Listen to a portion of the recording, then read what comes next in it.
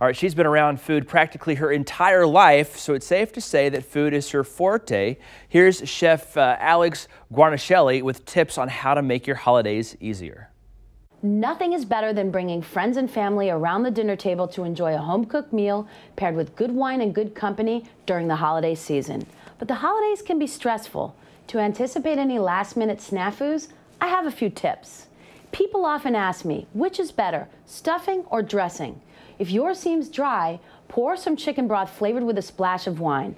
I like to use Woodbridge by Robert Mondavi's Red Blend or Chardonnay to give it richness and flavor. I also like to anticipate unexpected guests with a nice warm drink. My Woodbridge White Hot Chocolate with caramel sauce is perfect. The Woodbridge by Robert Mondavi Cabernet Sauvignon gives a twist on a classic caramel sauce. The wine has notes of chocolate and toasted marshmallow, a delicious complement to this dessert drink.